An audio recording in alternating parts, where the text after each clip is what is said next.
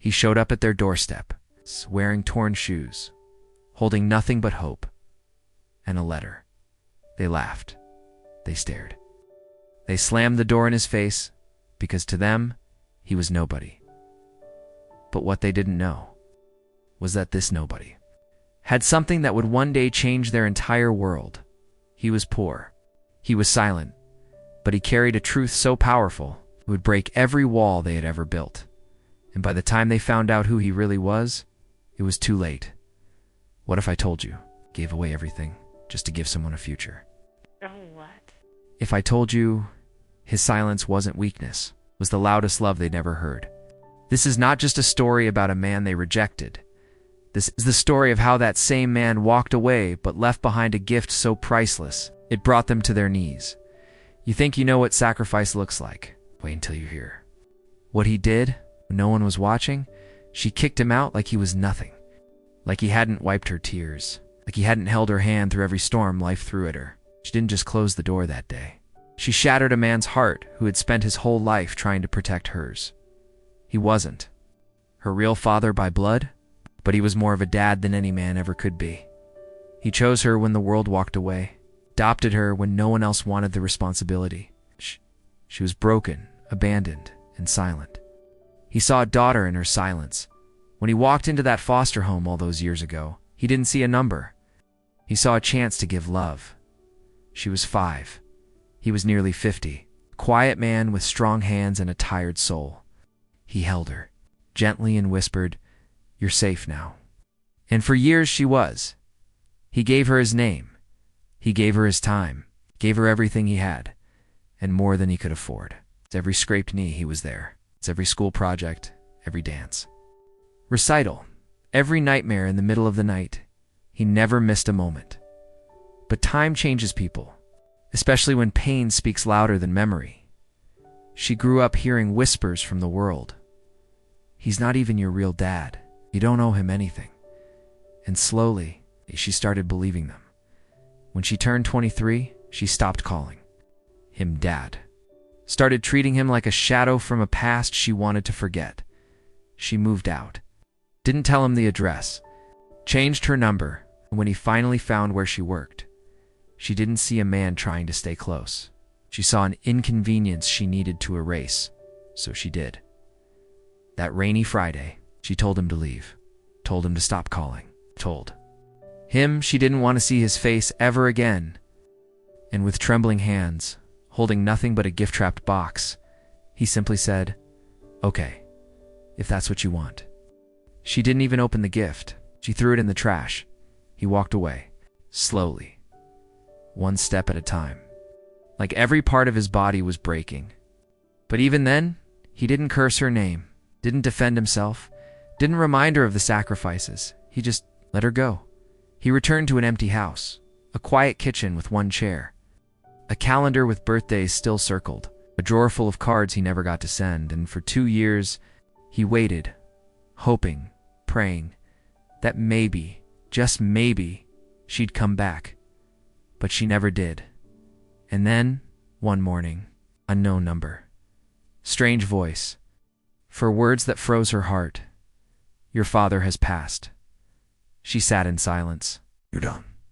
Didn't cry, she didn't scream, she just sat, trying to feel something. He had left her a note in his will, simple line, "For Emily, the daughter of my heart." She went to the house she once called home. The walls still smelled like him. The old recliner still had the blanket she bought him 10 Christmases ago. The gift she never opened. He had retrieved it from the trash, still neatly placed on the shelf with a tag, "Happy birthday, baby girl." Her hands shook, her knees buckled, and then she saw the envelope, tucked beneath a photo of them from her high school graduation, one she never even noticed he had attended. He had watched from the back row. Alone, the envelope had her name on it, just her name. No address, no dear, just Emily. She opened it. "Emily, if you're reading this, then I'm gone. But my love for you never left. I know you stopped seeing me as your father, but I never stopped seeing you as my daughter. I didn't raise you out of duty. I raised you because you were the greatest gift life ever gave me. And though I leave this world with a broken heart, I leave it knowing that I loved you with everything. I had tears finally came. Hot, angry, helpless tears. Not just for the man she lost, but for the man she forgot. She turned over the letter. One final line was written at the bottom. Look inside the drawer marked with your name. My last gift is waiting. She opened the drawer. Inside, a leather folder, a legal document. It was a will. He had left her everything. The house, the land, his life savings. And one final surprise? Hidden investment account totaling over $5 million. She couldn't breathe. $5 million? From a man who worked 2 jobs? Wore the same coat for 15 winters. Lied and said he wasn't hungry, just so she could eat. She collapsed to the floor, and that's when it hit her. The real secret wasn't the money. It was how much love he'd hidden. Even after being rejected, even after being erased from her life, he didn't leave behind fortune. He left behind forgiveness and a legacy of unconditional love. She sat on the cold floor of the house that still smelled like him. Tears dried on her cheeks, but guilt poured heavier than any storm she'd ever faced. $5 million. But it wasn't the money that broke her. It was the truth that this man, the one she pushed away, still saw her as his everything. Still believed in her when she didn't even believe in herself. That night, she couldn't sleep. She walked through every room of the house like she was visiting the past. The kitchen table where he taught her how to tie her shoelaces, the hallway where he waited hours the night she snuck out at 16, the corner of the living room where they once danced to old jazz records, laughing like fools. She had buried all of this, burned it in the fire of pride. But now, every memory clawed its way back with brutal clarity. She opened drawers, cabinets, even the garage, looking for something. Anything to hold on to. And in a small box beneath his bed, she found it. Not gold. Not cash. Not another secret account, but a collection of letters. All addressed to her, none sent. One for every birthday. Every graduation, every missed Christmas, every time she said nothing. He wrote something, wishing her well, hoping she was safe, telling her how proud he still was. Some letters had smudged. Ink he had cried while writing them. She read them all, one by one, until the sun came up. And with every word, the weight of what she had done crushed her deeper. He didn't leave behind just money. He left behind years of silent love. And now, he was gone. She could never say sorry, could never hear his voice again, could never call him dad and mean it the way she used to. The next morning, she visited the lawyer. There was one final instruction in his will, something the letter hadn't mentioned. A key. A small, rusted key tied to a note that simply read, "Go to the cabin." She hadn't been to the cabin in years. They used to spend summers there when she was a child. Fishing, campfires, long talks under the stars. Back when life was simple. Back when she still saw him as a hero, she drove out alone. The road was long, quiet, and surrounded by woods that looked older than time.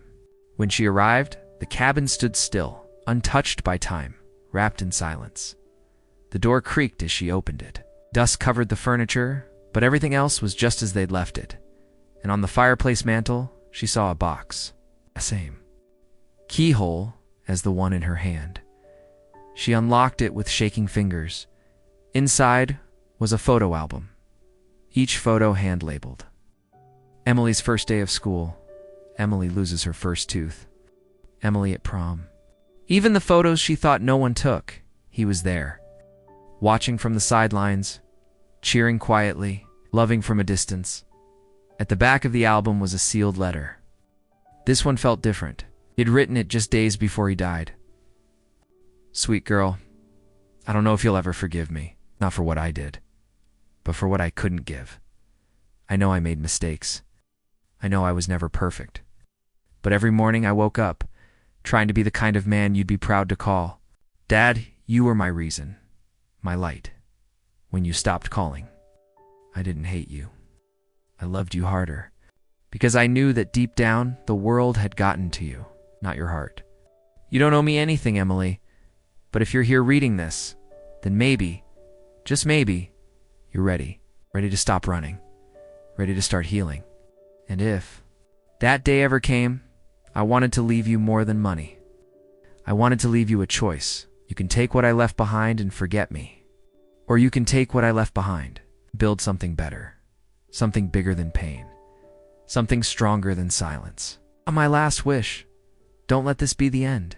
Let it be your beginning. With love always, Dad. She clutched the letter to her chest, broke down on the cabin floor, because now she finally saw it. The real secret wasn't in the money. It was in the way he loved. Unconditionally. Quietly. Completely. She stayed in that cabin for hours. Not because she had to, but because she needed to. She opened every cupboard, every drawer, every piece of memory he left behind. And she realized something she hadn't seen before. This wasn't just his retreat. This was his soul. He built this place with her in mind. Saved every nail, every board, every note he wrote. Everything pointed back to one truth. He never stopped loving her. Not for 1 second, even when she turned her back. Even when she told him he wasn't her real dad. Even when she kicked him out of her life like a stranger. He had been preparing this goodbye long before she knew it was coming. But he hadn't done it out of bitterness. He did it out of hope. That one day, she'd come back. Not just to the cabin, but to herself. And now, she had a choice. Walk away with the money. Or walk into the future he quietly built for her. She stood up, looked around the cabin, and whispered the words she hadn't said in years. Dad, I'm sorry. The walls didn't answer. The wind didn't change, but something inside her shifted. For the first time in years, she felt him, not as a memory, but as a presence. A reminder that love doesn't die. It lives in every choice we make after the silence. But what she didn't expect was that the real inheritance wasn't money, it was the truth. As Olivia stood alone in the hallway of the old apartment, her adoptive father's final home, she noticed a small, wooden box tucked beneath the worn-out bed frame. Dust-covered, locked, a note on top with her name. Just her name. Dear, no love, just Olivia. For a man who barely said her name out loud, this was already more than she expected. Her hands trembled as she opened it. Inside were a few photos, a worn-out baseball glove, a folded letter, and a small flash drive. She picked up the letter first. I don't expect you to understand me. I never expected much from the world except for you. You didn't know me. Love, but I owed you the truth. A tear streamed down her face before she even finished reading. The man she had judged so quickly had been carrying secrets.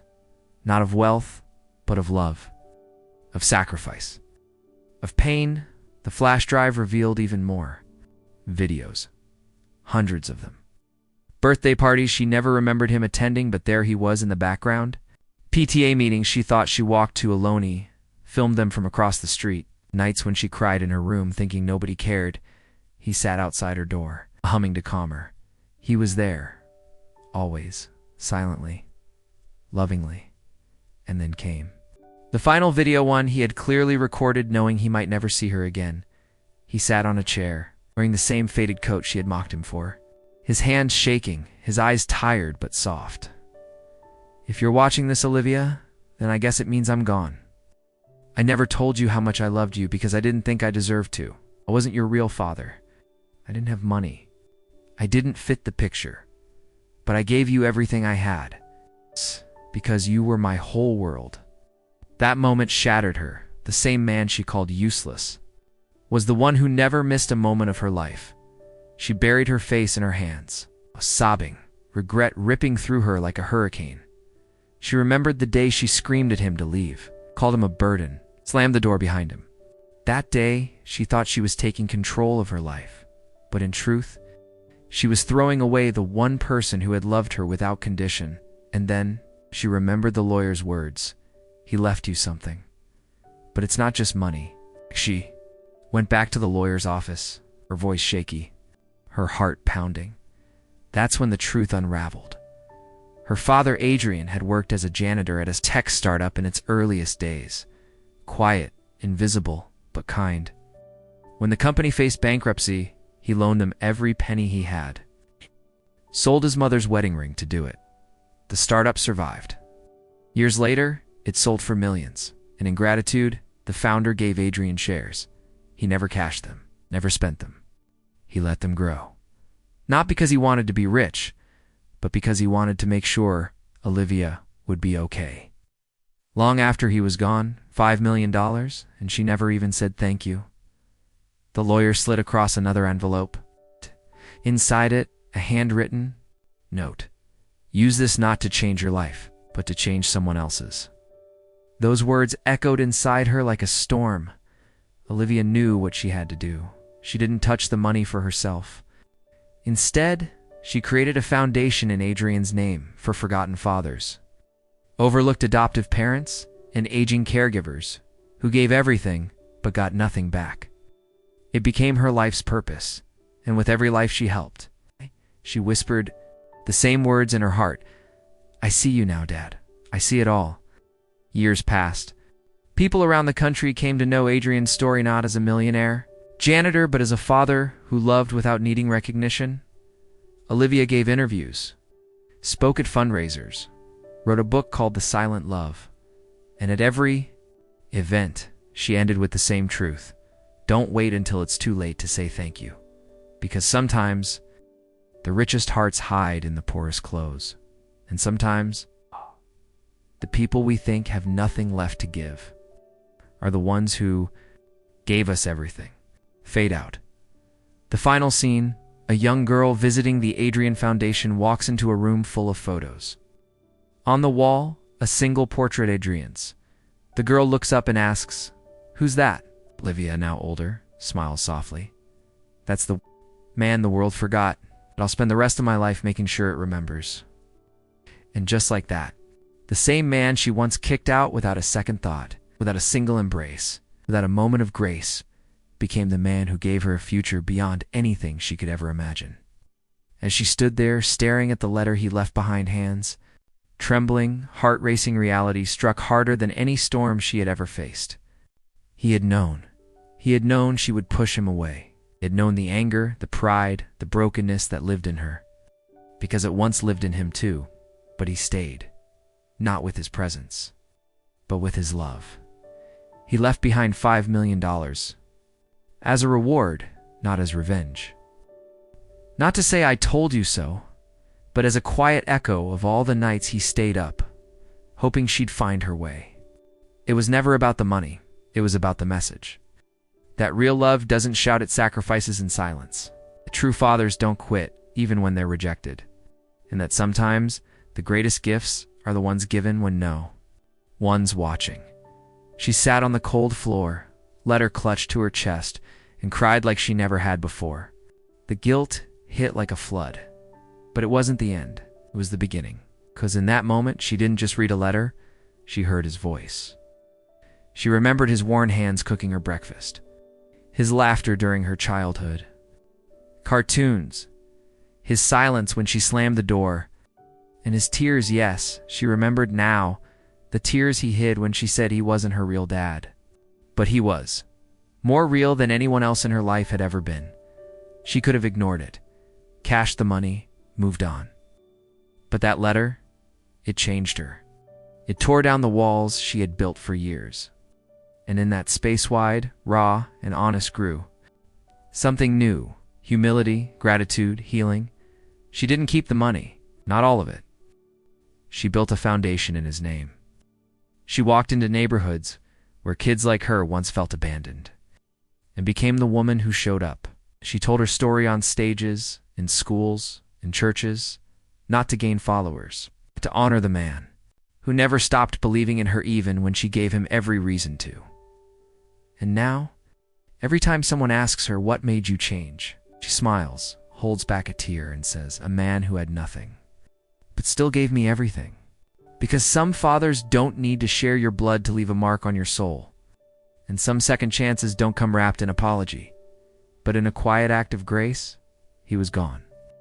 But through her, he never really left.